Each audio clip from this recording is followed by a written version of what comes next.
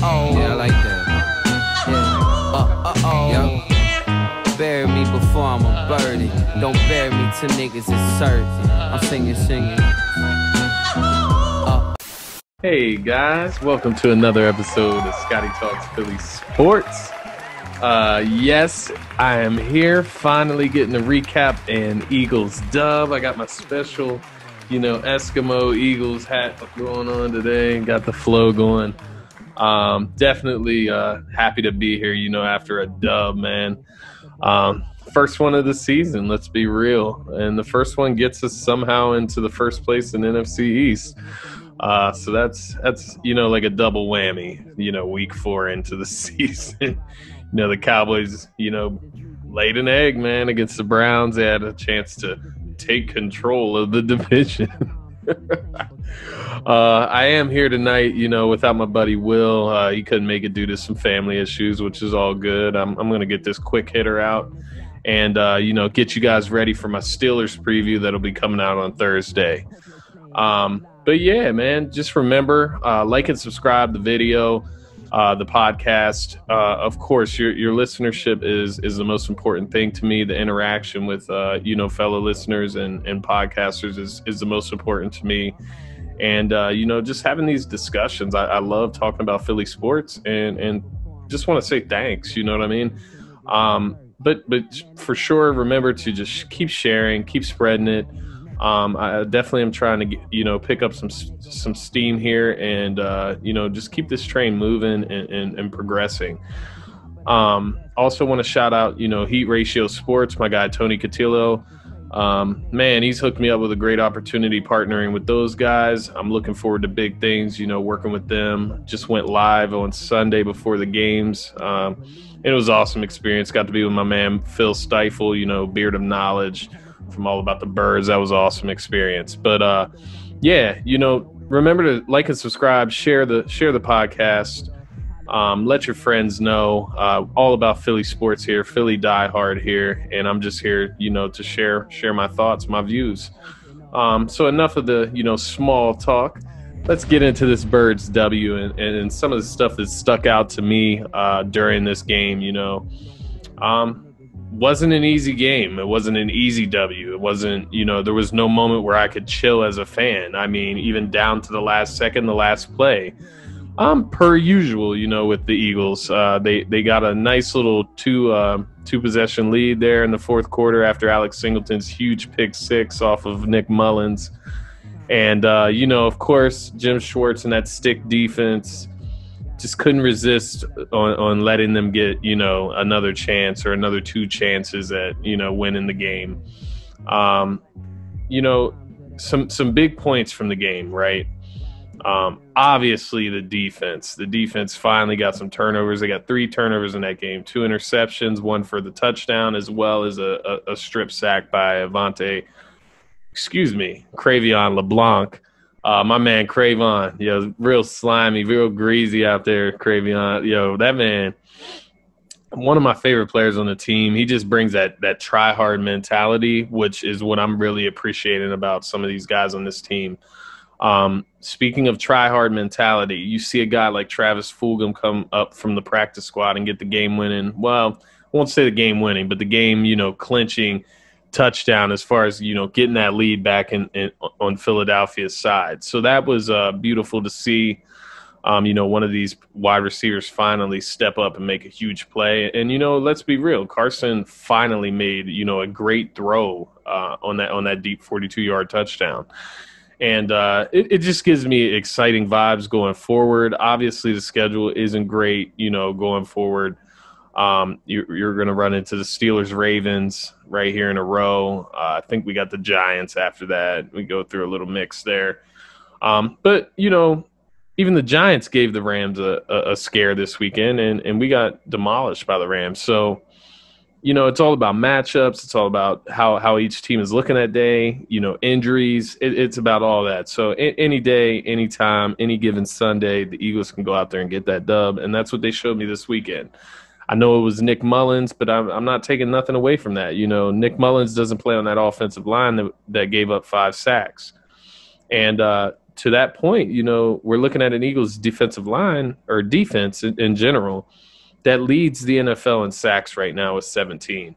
So, I mean, it's easy to point at all the negatives with, 2 losses, a tie on your record. It's easy to point out all the negatives. Let's look at some positives, man. I mean, that defense is playing all right. If the offense puts them in better situations, which you saw, finally in this game, Carson only turning the ball over once. Still threw that interception at the beginning of the game. That's one of those plays, I mentioned it on another podcast with All About the Birds. Those are the plays that Carson can't make. I understand that may not even have been his fault. Pass got tipped at the line, whatever the case may be. In that situation, don't make that throw, period. You're not in a position to make risky throws at this point, with 7 interceptions on your record. Speaking of 7 interceptions, man, that matches his total from the past, 3 seasons? And that's total seasons. We're only in the 4th game. So still got to clean that up. Even the 1 interception. We got to go a couple games without an interception or a fumble here, in order to get some dignity, some pride back. Get them stats right, Wentz. Damn. No, but let's actually dig into some real talking points here. The defense on Sunday, 3 turnovers, 5 sacks, 15 QB hits, 2 interceptions, 1 forced fumble, 1 fumble recovery, a touchdown.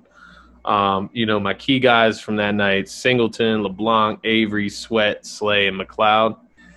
Man, another guy, Rodney. Shout out to Rodney. He's clearly the leader on that defense. He's clearly the most resilient guy in the room. And I can't shout him out enough. He was leading the team in tackles after this Sunday and also had the nice interception to end the half. Created by Genard Avery. Standout, man. 5 QB hits on 16 defensive snaps. How does that happen? He made Howie look really good right there. And you got to commend him for that. I mean, that's a showing that will be remembered, and you got to wonder if they're going to start putting him in there more often. I mean, even as a stand-up linebacker, if he can blitz out of that spot, I mean, that's just it's beautiful what you can do with a guy like Genard Avery whenever he's hitting his marks. So it'll be interesting to see. Josh Sweat, another guy that is just played outstanding this year. He's a young guy. 3 sacks out of 4 games. You can't ask much more for him. He's on pace. 4 games? He's on pace for you know what I mean? 12 sacks. So you can't knock that guy. I mean, beautiful young player right there. Slay has continued to be the lockdown corner. You know what I mean? And he continues to show toughness. I think this was the 3rd game this year where he got, a little beat up, had to hobble off the field, comes right back out, locks up the player that he's going against.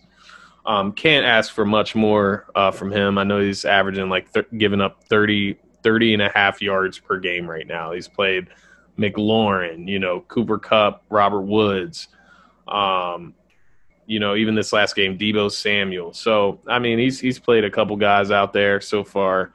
And, for him not to give up, I mean, even A.J. Green, for him to only be giving up 30 and a half yards per game as a corner, we couldn't have asked for anything more. I mean, he's playing a, top 3 cornerback in the league right now. It's amazing. You're just not used to seeing it in Philadelphia. The defensive line, obviously, we need more from Fletcher. He was looking a little tired. I don't know what was going on there. Maybe some cramps. But, need him to step up a little bit more. Brandon Graham has played very good. Malik Jackson, very good. And we're finally starting to see some of that Hargrave that everybody was raving about on the offseason. That's enough on the defense. I mean, I told you I was going to keep this quick. The defense has looked brilliant, even through the turmoil. I know that our linebackers are garbage. I do look for them to make a move before the trade deadline if they're serious about the playoffs this year. Which with this win, I mean, it does turn around everything, as far as going forward in the season. I mean, just a week ago, it was looking like the season was over, and 1 win later, and we're at the top of the division. So I do look for us if we can get, maybe even just split this Steelers-Ravens matchups over the next 2 weeks. If we can split those, I look for us to be buyers at the trade deadline. as long as we have a chance at winning the division, I think we'll be buyers at the trade deadline. So that'll be interesting to see. Let's get into the offense, man. You know, I was worried about this offensive line going against that San Fran defense. I thought this would be a game where Miles Sanders would be the guy. You know, he'd get, you know, at least 20-plus carries. Kind of went the opposite way. I mean, Wentz was under pressure, but I think Doug adjusted well. Also, shout out to Doug for getting his balls back. You know what I mean? Going for that, too, at the beginning of the game. That was just really good stuff. And it was kind of a blessing, you know, to see after last week where he, you know, punts the ball at the end of the game, basically concedes to a tie. Yeah, that's not what you want to see from your head coach that, you know, ran the Philly special in the Super Bowl. It's not what you want to see. So to see that 2-point conversion, you know, first touchdown of the game, going for 2, going up 8-0, you know, gave us a lead for a majority of the game by going for that 2. Good stuff right there. Glad to see, you know, that aggressiveness is back. The offensive line, Jordan Mailata had to step in. You know, Jason Peters went on the IR. Jordan Mailata looked awesome, looked great. This is, you know, this is what we've been kind of asking for after seeing the results of these first couple games. You just want to see young pieces that can be part of the future. Nate Herbig has solidified himself, you know, through these first 4 weeks as a legitimate piece for the future, you know, whether it's replacing a guard or, you know, if and when Jason Kelce retires, he's going to be able to step in there and play that guard if Isaac needs to move over and play center. So just beautiful, you know, to see guys like that panning out.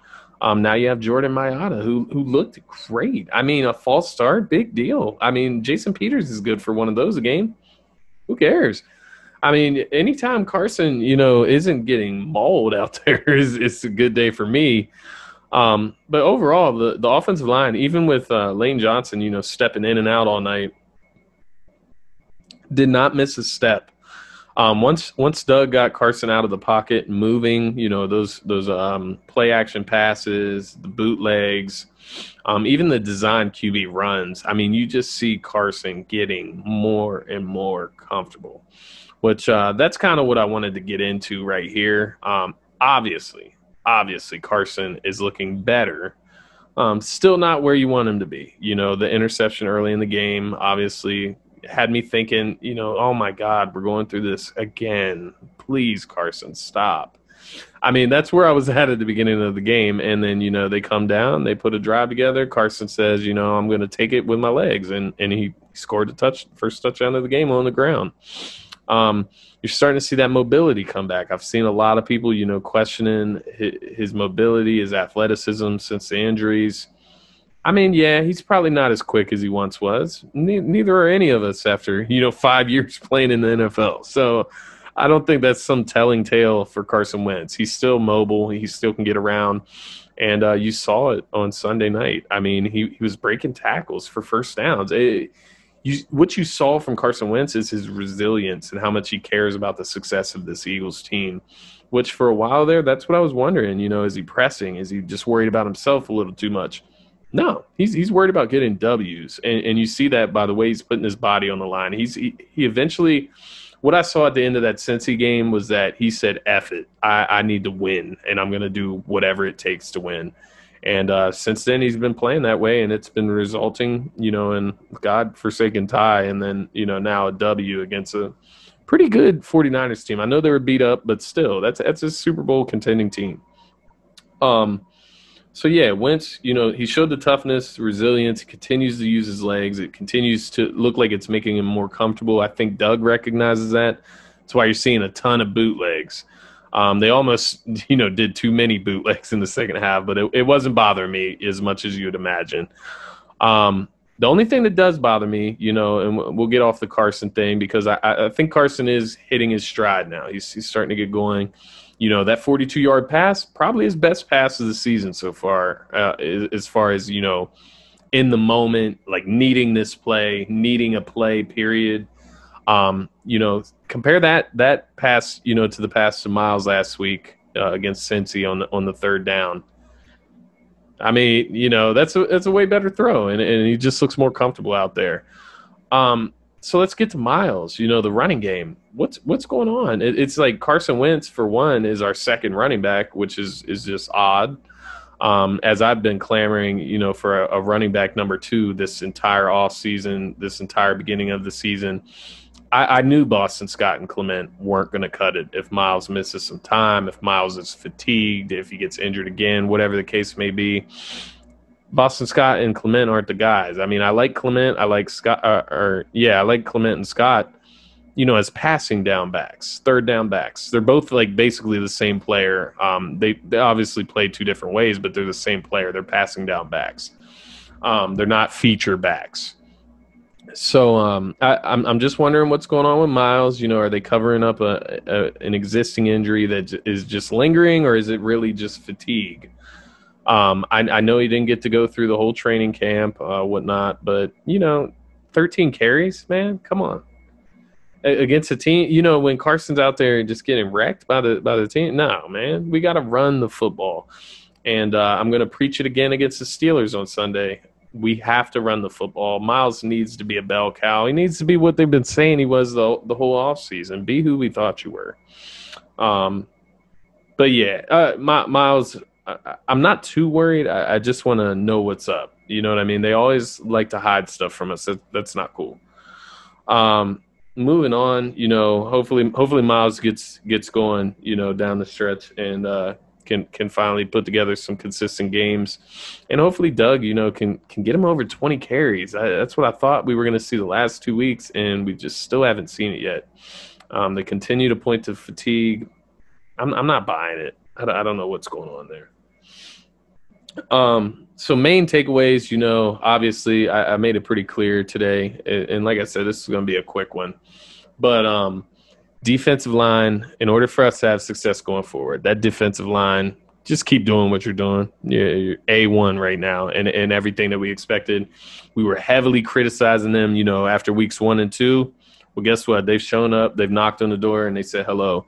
They're here. They're number 1 in the league in sacks. It's craziness. 2, you see Jim Schwartz with the blitzes finally. That Crevion LeBlanc got his forced fumble, his strip sack off a blitz. Finally, in the week before, we saw Jalen Mills with a sack out of the safety position. So I mean, these blitzes are getting pressure on the quarterback. You're forcing these quarterbacks to make bad decisions, which you saw from Nick Mullins with the 2 picks between Avery and I can't remember who forced that pick to Singleton, but I mean that was just a terrible decision. But shout out to Singleton, man. Get this guy some snaps. You can't tell me that he hasn't earned snaps over Nate Jerry. Come on. Finally, like I said, the defense, take it away. The linebackers suck. Do not rely on them. We need to play as soon as Will Parks gets back. We need to play as many downs without linebackers on the field as we can. TJ Edwards went out. That doesn't help any. As far as the secondary, they look pretty good. I mean, I like Jalen Mills back there in that corner spot. Unfortunately, I don't think anybody on the team plays it better than him right now. Even Avonte Maddox, when he's healthy, I don't think he's as good as Jalen Mills on the outside. Trust me, I remember the double moves. I'm not excited about that. But I think with Slay on the other side, that can kind of help Jalen Mills a little bit. We got to see Kayvon Wallace in there. I would like to continue to see him get snaps, get some usage in there on defensive downs, and just keep on progressing him. I think he's going to be a stud once he gets, familiar with the defense and everything. Rodney McLeod is clearly the leader. Slay is definitely CB1. So the defense is ready to go, man. As we get healthier, it will get even better. But the problem with the defense going forward is that there's nobody walking through that door. Jordan Hicks isn't walking through that door. Jeremiah Trotter ain't walking through that door.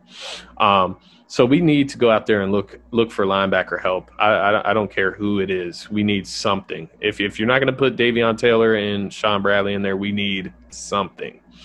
Going to move on to the offense. Keep this real quick. The offense, man. Carson Wentz, he's starting to open up. Let's not get ahead of ourselves. Let's not throw the ball 60 times with Wentz. Just because he has a decent game against San Fran. We don't need to do that against Pittsburgh. Let's use our running game. We can use it, whether it's Wentz or Miles. We can use it. I do love the gadget plays. I do. I don't like the timing of some of them. That one in the fourth quarter with Killins, no, Doug, that's not the time.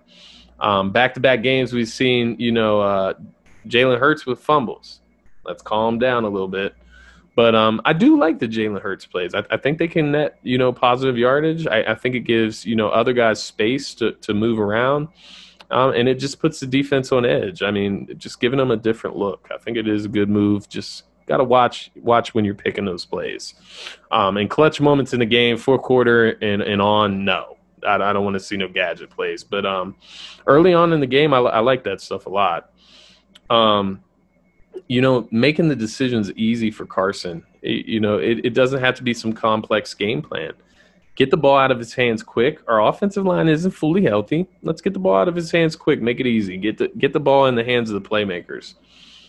Finally, hopefully we start to see some guys come back. Alshon Jeffrey, Deshaun Jackson. Eventually, Rager will be back. Quez Watkins will be, healthy again. JJ Arthur-Whiteside, if he even, continues to make the team, because Travis Fulgham's showing. Why do you need JJ? I mean, he looks like the same type of receiver, except he's better. Just off blind eye vision, you know what I mean? Blind eye watching that game, he looks better than JJ. He moves better. He tries harder, literally. So it'll be interesting to see how that offense comes together as they start to get more healthy. You just got to take it week by week right now and work with what you got. We've been here before with these players. I know not a lot of people outside the fan base recognize them. Not a lot of people inside the fan base recognize these names. But you just got to, give them the opportunity and hope they take advantage of it. Richard Rodgers took advantage. I do believe Zach Ertz, will start to come into his own. Right now, you guys that are criticizing him are ridiculous. He is under, he's under so much pressure with Deshaun, Rager. Your top 4 wide receivers are out. Greg Ward is wide receiver 1. So who do you think the attention is on? It's on Zach Ertz, man, the Hall of Fame tight end on our roster. Please stop disrespecting him, man. He's getting double and triple teamed. I know George Kittle is ridiculously good. I know that. But you gotta keep in mind, what he's going against, and Goddard's not there anymore to take attention. So all the attention's on Zach Ertz as a number 1, target for Wentz. So just keep that in mind when you're criticizing these players.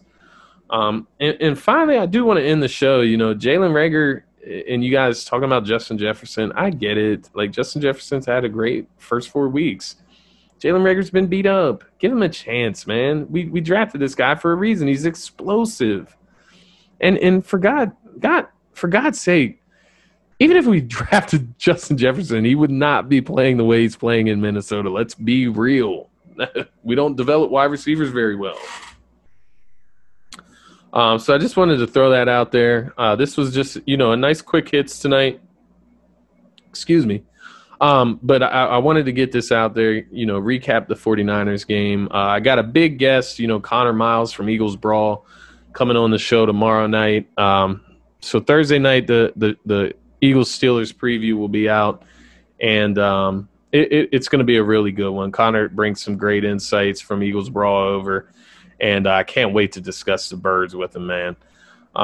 But thank you guys for checking this out. This was just a quick hits. I just want to stay in touch with the fan base and, make sure you guys know I am happy. Life has been good since Sunday, man, I swear. And I don't take it for granted, man, because we could be right back here, next Monday, Tuesday, in that same old depressing boat of loss. And I'm hoping not. They revamped me. I picked them last week against the 49ers, and I'm picking them again against the Steelers. We got to win this battle of the Commonwealth, man. But we'll get into that matchup, later this week. Great touching base with everybody. And, remember to like and subscribe. Make sure you go follow me on Twitter at ScottyDrown, at STPhillySports1. Shout out to Heat Ratio Sports once again. And thanks for everybody, all the listeners. Thanks for checking out this nice quick hits. Just wanted to touch base. Let's go. I'll see you guys on Thursday. I appreciate all the listeners. And go Birds.